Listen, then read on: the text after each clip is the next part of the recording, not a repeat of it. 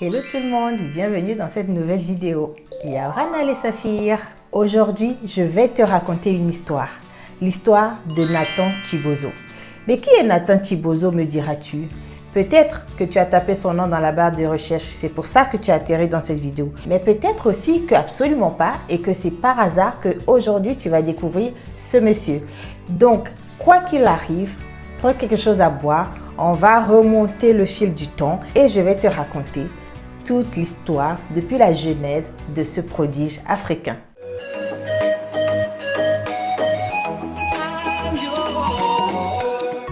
Il était une fois un jeune monsieur béninois qui a quitté son pays natal pour venir s'installer en France. Et dans le même temps, il y a une jeune Togolaise qui a également quitté son pays pour venir s'installer ici en France. Donc les deux sont arrivés là et par une circonstance pour l'instant qui est floue, ils se sont rencontrés, ils se sont plu et ils ont commencé à se fréquenter. Ils se fréquentaient et souvent, vu que les deux étaient insérés professionnellement, ils prenaient des vacances et ils allaient explorer un peu les coins de la France pour se reposer, chiller et en même temps découvrir la France. Et un jour, par hasard, ils sont allés quelque part là dans les montagnes françaises plutôt que d'aller à la mer. Eux, ils sont allés dans des montagnes. Ils ont passé leurs vacances là-bas et leur séjour leur a bien plu.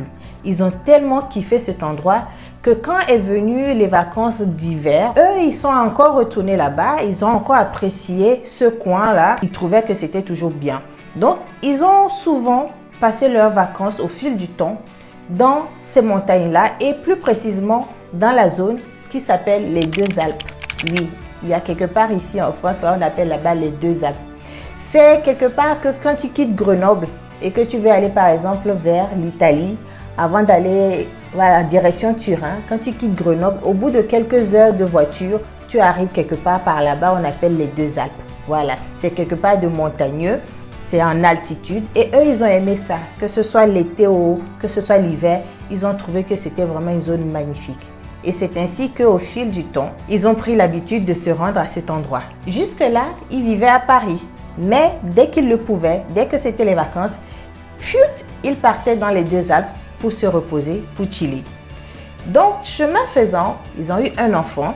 Et cet enfant, il est né à Paris. Et cet enfant, il s'appelle Nathan. Vous aurez bien compris, à ce moment, on est en train de parler de Nathan Chibozo, qui de par sa naissance a la nationalité française, mais également par ses parents a la nationalité béninoise et togolaise. Au bout de 1 an, 2 ans, ses parents ont décidé de déménager, de quitter la région parisienne, direction les Deux Alpes.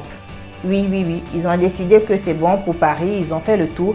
Et le coin des Deux Alpes, là, ça leur plaisait tellement qu'ils ont décidé qu'ils allaient s'installer, déménager et s'installer définitivement là-bas. Maintenant que toute la famille a déménagé aux Deux Alpes, très rapidement, Nathan se passionne pour tout ce qui est sport de neige. Il est passionné par la glisse, par le ski, par la vitesse. Et ainsi, il grandit aux Deux Alpes, entouré de ses amis qui eux aussi sont passionnés par tous ces sports-là.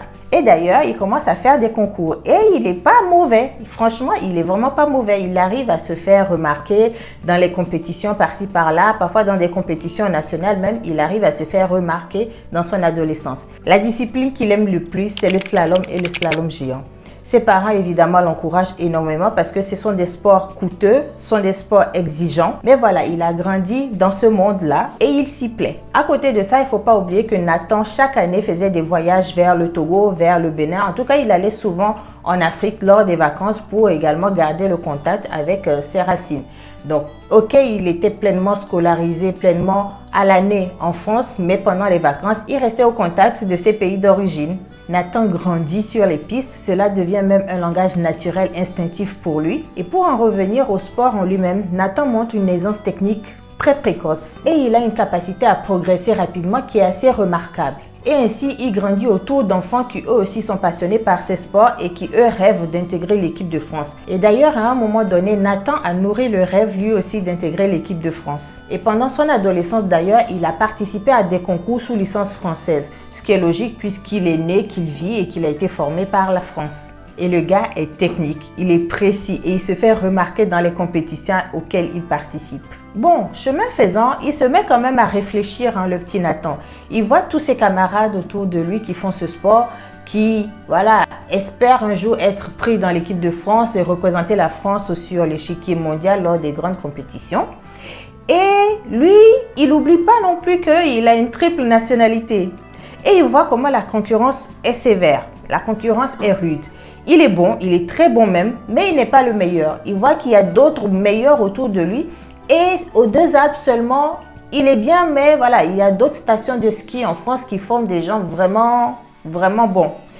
À ce moment-là, vu son classement, il fait un calcul rapide et il se dit, s'il veut avoir la chance de côtoyer des sommités, voilà, parce que la concurrence pour intégrer l'équipe de France, c'est quelque chose, il peut profiter de sa triple nationalité pour faire quelque chose et pour se démarquer, ce qui n'est pas bête. On commence à voir déjà que c'est un garçon qui a quelque chose dans la tête. Et plus il grandit, plus cette réflexion la prend de la dimension dans son cœur. Par rapport à l'Afrique de l'Ouest dont il porte l'héritage familial, il souhaite valoriser un sport où pour l'instant le continent africain est presque absent. Et ce tiraillement entre la France et l'Afrique de l'Ouest devient, on va dire, une force, car il comprend qu'il peut ouvrir une nouvelle voie.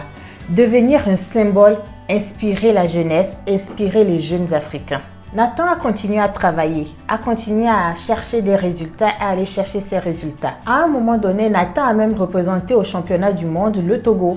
Oui, puisque sa mère était togolaise. Puis on fait un saut dans le temps et on se retrouve en février 2026. On a retrouvé Nathan Chibozo aux Jeux Olympiques de Milan-Cortina en février 2026 sous la bannière de la République du Bénin. Car oui, en effet, il pouvait se présenter en tant que Béninois puisqu'il a la nationalité béninoise de par son père. D'ailleurs, en parlant de son père, il a créé l'association sportive du Bénin pour le ski. Au moment de participer aux Jeux Olympiques d'hiver de 2026, Nathan avait 22 ans. Oui, presque jour pour jour, il avait 22 ans.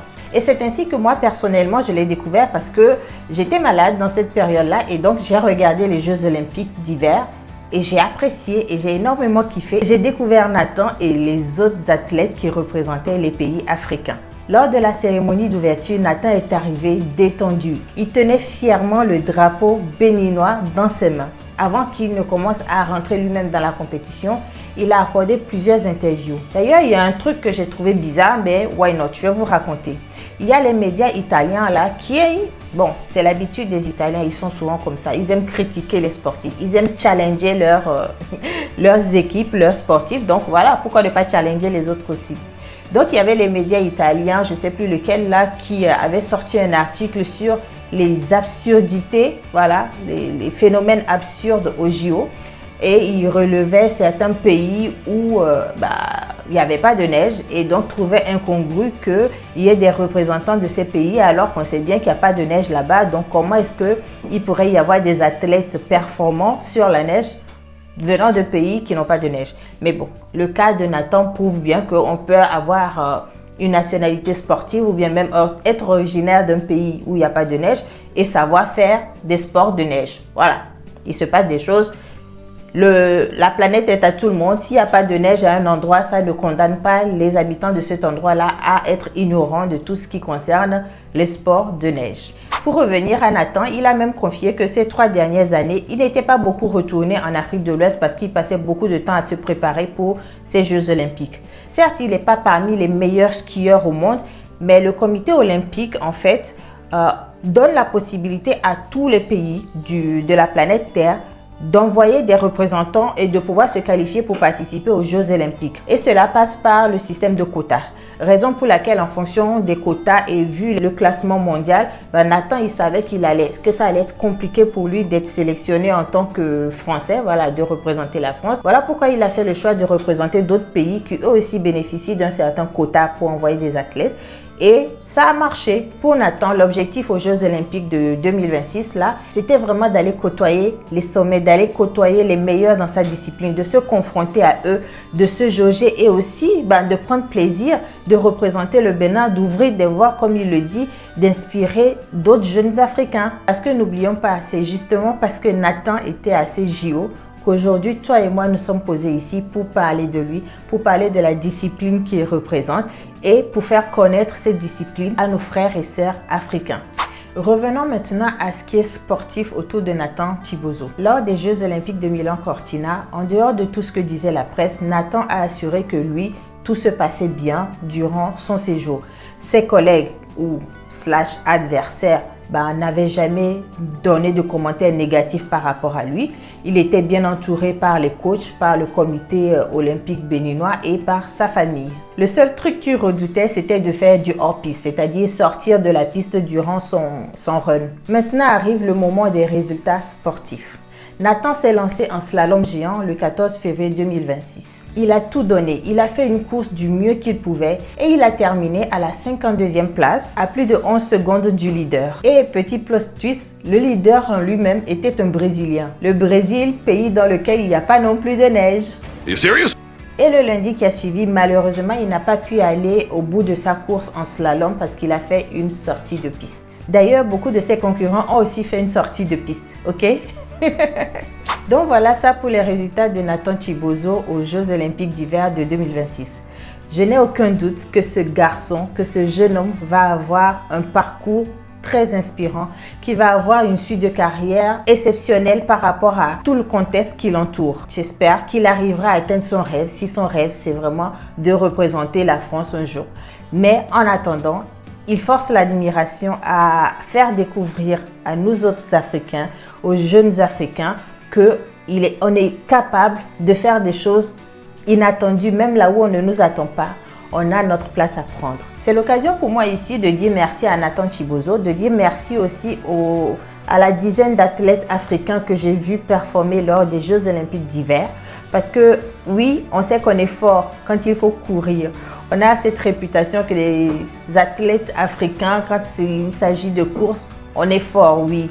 Mais il faut aussi qu'on aille conquérir les terrains, les sports des blancs, on va dire. Les sports où on ne nous attend pas en tant que pays africain. Bref, j'espère que ce que je t'ai raconté t'a plu. Si je t'ai permis de découvrir Nathan, écris-le-moi en commentaire et puis dis-moi ce que tu en penses de tout ceci, de sa triple nationalité et des opportunités qu'il a saisies de par son identité plurielle. J'espère que je t'en ai appris un peu plus. En tout cas, moi, ça m'a fait très plaisir de sortir comme ça de ma ligne éditoriale, enfin de ma DA, même si j'ai pas de DA, voilà, de parler de quelque chose et de quelqu'un surtout que j'ai trouvé waouh, que j'ai trouvé intéressant, du fait aussi que bon, il a représenté le Togo à un moment donné, que voilà, il est mixte, il a plein de choses, mais en même temps, il saisit l'opportunité que lui apporte son identité africaine pour aller côtoyer les sommets. Si cette vidéo t'a plu, mets un petit j'aime, mets un petit mot en commentaire, abonne-toi aussi à la chaîne, ça me permet d'être référencé par l'algorithme et d'être proposé à d'autres personnes, ça soutient cette chaîne et why not grandir ensemble, grandir la communauté pour plus de vidéos. Allez, c'était Christelle et je te dis au prochain épisode. See you next time!